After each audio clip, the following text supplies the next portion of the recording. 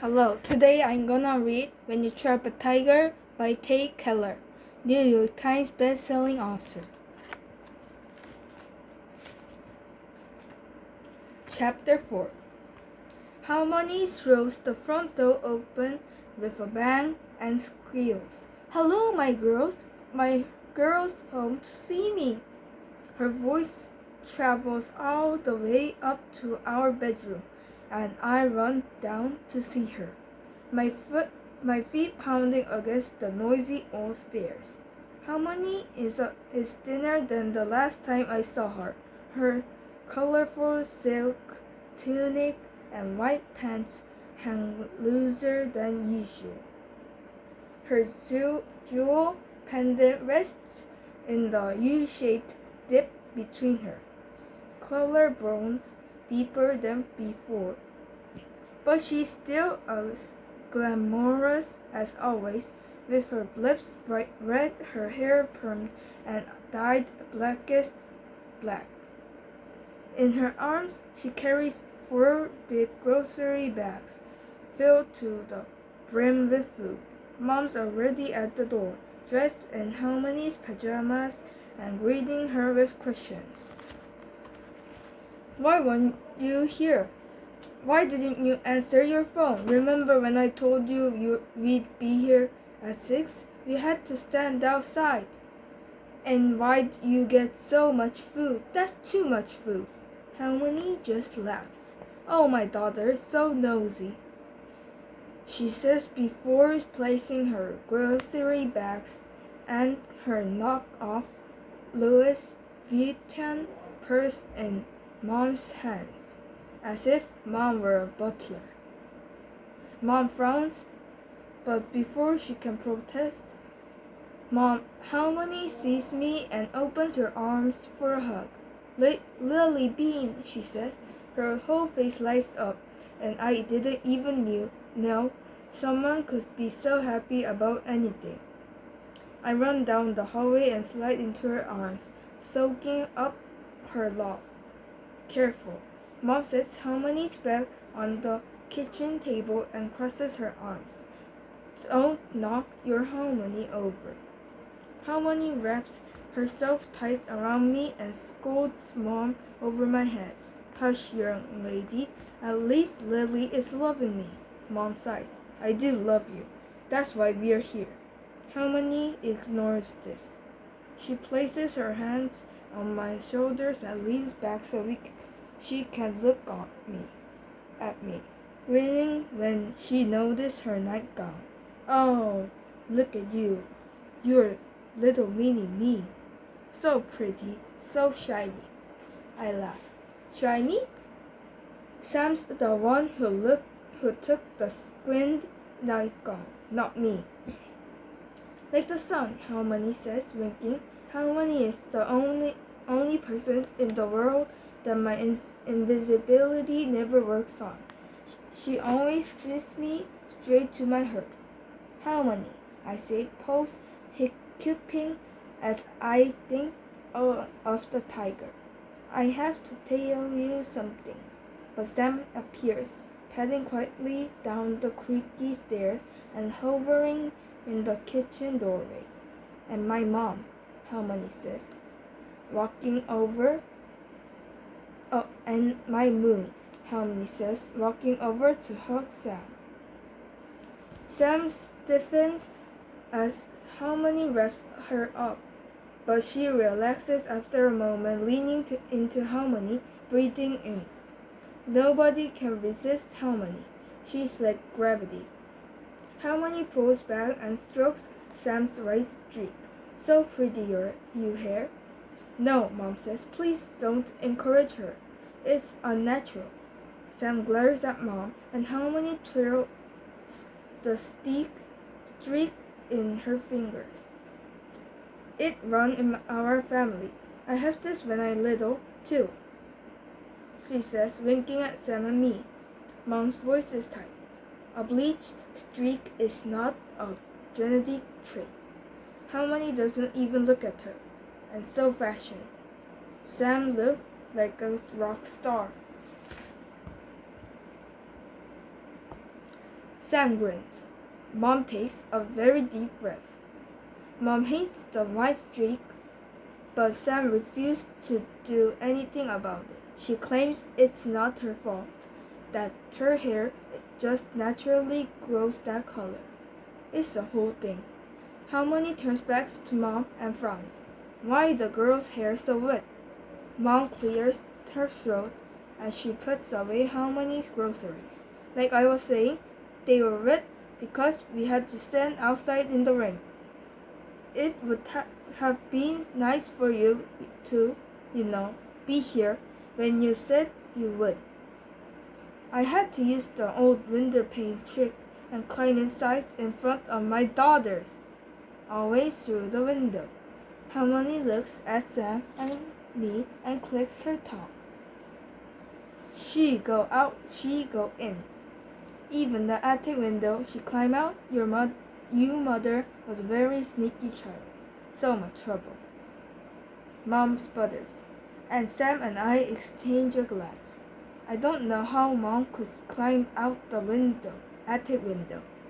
It's impossibly high, but Harmony always exaggerates like this. And it's funny to picture. Sam bits back a smile, and I swallow a laugh. And for that matter, you shouldn't be driving anymore, especially not in the rain, Mom continues. If you needed to get to groceries, you should have waited for me to come. You need to be careful. You need to. Tst. Harmony hisses, holding up one finger. Sam and I used to watch a TV show about a dog trainer who used an angry hissing noise to tame dogs. This is the same noise. Mom clenches her jaw, then tries another line of questioning. And what about all this stuff? Why are you living like this? She gestures to the stack of boxes and furniture in front of the basement door. Harmony shrugs one shoulder. The basement flute. So the stuff come up. Sam raises an eyebrow. You carried all this up by yourself? Harmony turns to her and winks, which is typical. She doesn't feel the need to answer questions, and I don't mind that. Mom, on the other hand, does. No, seriously. Did you carry this up the stairs on your own? You know you could hurt yourself. She pauses. Where am I supposed to sleep? When we lived here before, Mom slept in the basement, wedged in between all Harmony's things. You sleep in living room, on the couch. Harmony responds, like this is not a big deal. I expect Mom to argue, but she walks over to the boxes. Okay, well, at least let me move this stuff. We can push it away from the basement door, and I can check out the fluid damage downstairs. Sam, some help? Sam stares at Tom. Mom sighs. Lily? I start to walk over, but Harmony grabs my wrist and pulls me back. No moving those. Mom blinks. They're in the way. Harmony waves her arms in front of her like she's warding off Mom's annoyance. No, today is not an auspicious day. When I move boxes out, that is a lucky day. But today is dangerous day for spirits. We move another day. A dangerous day for spirits. I swallow. I have to get Harmony alone so I can ask her about possible tiger spirits. Moving things on unlucky days, very dangerous. And breaking things, Harmony closes her eyes and shudders like she can't even imagine. If you break something, oh, that's very bad. Mom looks like she might literally rip her hair out. Sam raises her eyebrows at me like, here we go again, and backs up in the hallway. This isn't a new argument. Mom always gets annoyed with Harmony's traditions. Mom grits her teeth. That's ridiculous. What? But Harmony points her finger at Mom, cutting her off. You're not the mother. I am the mother. You no more asking questions. You go change your clothes. You clothes. Why you in pajamas anyway? Mom opens her mouth in defense, but Harmony claps her hands. I set up dinner now. Really help me. I didn't exactly volunteer, but Harmony has a way of creating her own reality. Besides, I don't mind helping. I follow her to the kitchen counter, and Mom gives up on the boxes. She grabs Harmony's raincoat and stacks out of the house down to the car to fetch our suitcases. From the doorway, Sam clears her throat, and I glance back at her. She hesitates, like she's waiting for something, and I mouth, "It's okay, go upstairs." I feel bad sending her away, but Sam doesn't look like cooking or setting the table or doing any chores, really, and I need to be alone with Harmony. Sam frowns and turns away, mumbling something about her friends as she heads back to the attic room. When she's gone, I whisper, "Harmony, something happened." She tucks a strand of hair behind my ear and kisses my forehead. "Yes, little one, I want to hear about that. But first, time for Koza." "Yes, but this first." Moving through the kitchen, she pulls bowls and baskets out of cupboards and sets them in front of me. I don't remember the first time she showed me how to do a koza. It's just something we've always done together. We lay food out for the spirits and the ancestors and let them feast before we do. For the ones who've gone before us, Harmony always says. When I was little, I used to pretend that Dad would come for Koza to eat with us. I made the mistake of telling Sam once that the food was for him. Her face twists up and she's bad. He's dead. This isn't a game. She never liked Koza after that. After Harmony eats a plate of red bean rice cakes, she hands them to me and I arrange them in a bamboo basket the way she taught me, carefully, lovingly. They warm my fingers. This is very important to do on days of big change. Harmony tells me as she pours wine to small cameric balls. When people come in, when people go out. When we do this to keep spirits happy. She leans closer, her breath tickling my ear. When spirits are hungry, almost as scary as when your mother is hungry. I smile. What about when Sam is hungry? Harmony's crinkly eyes grow wide. That is most scary.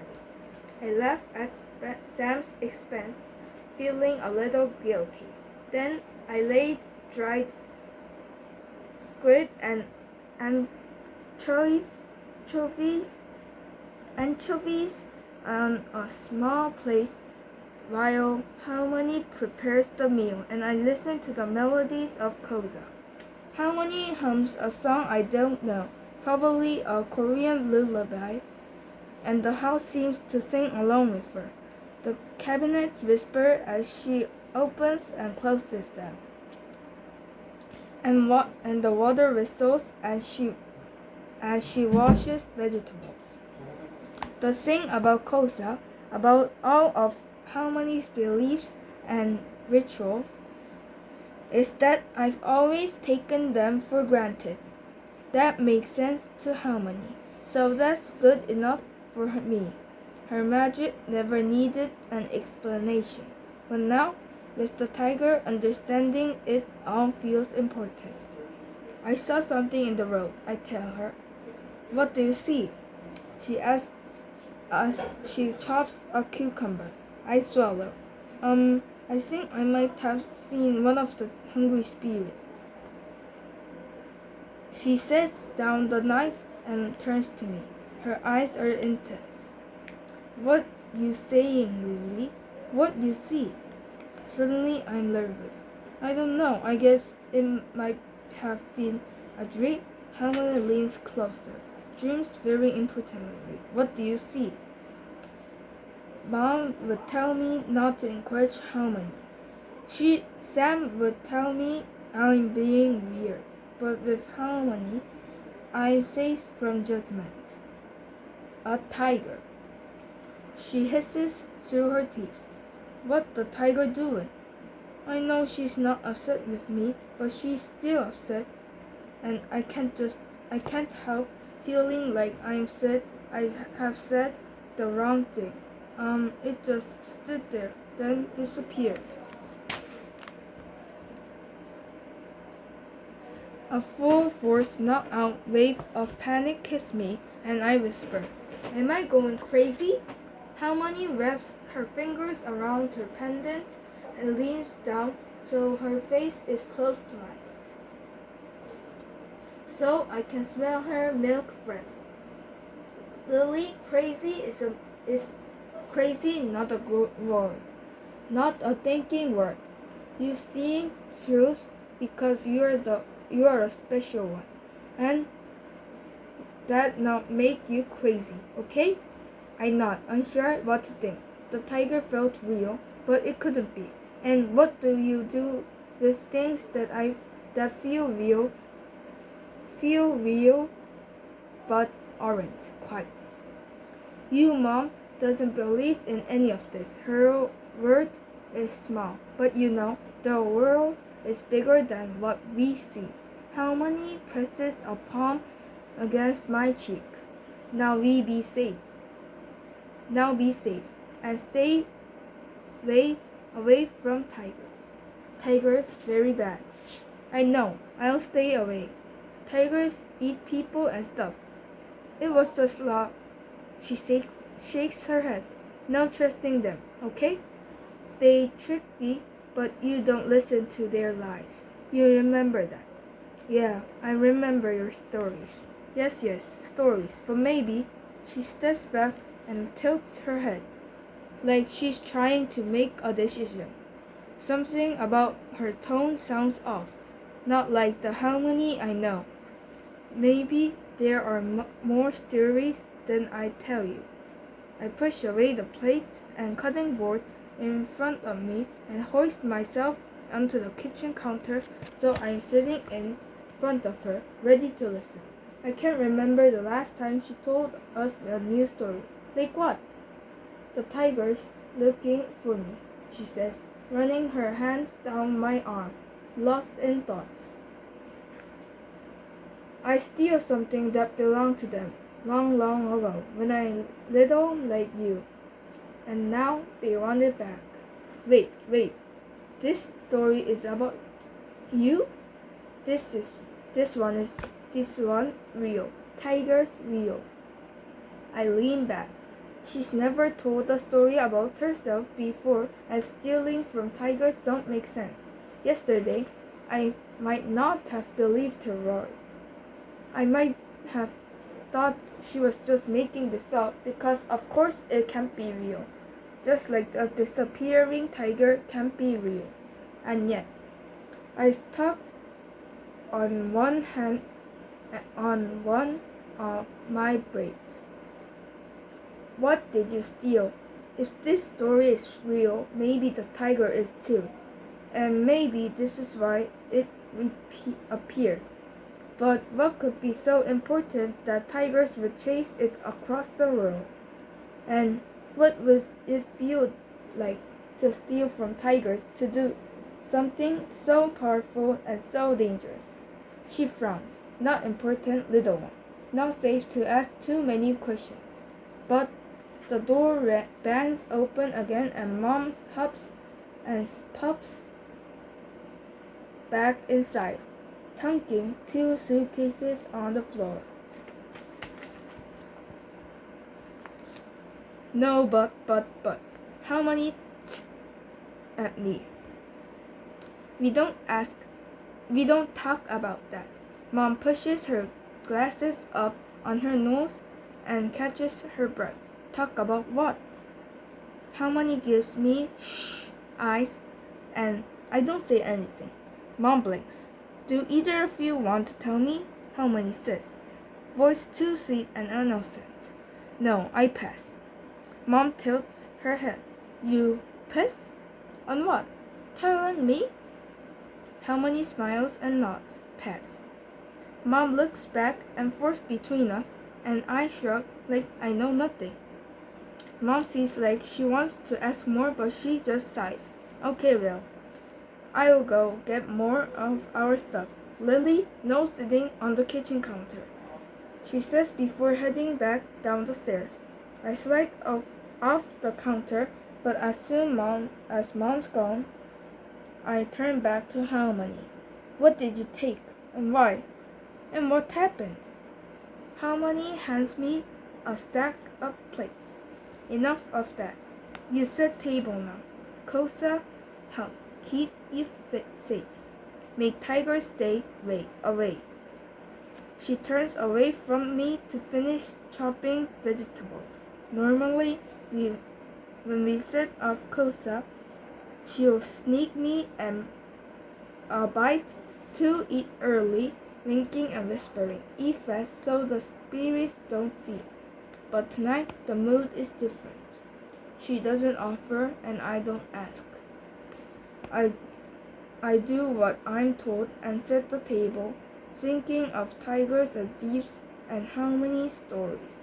Because Harmony's always told us stories of impossible things, and now I wonder, what if they are possible?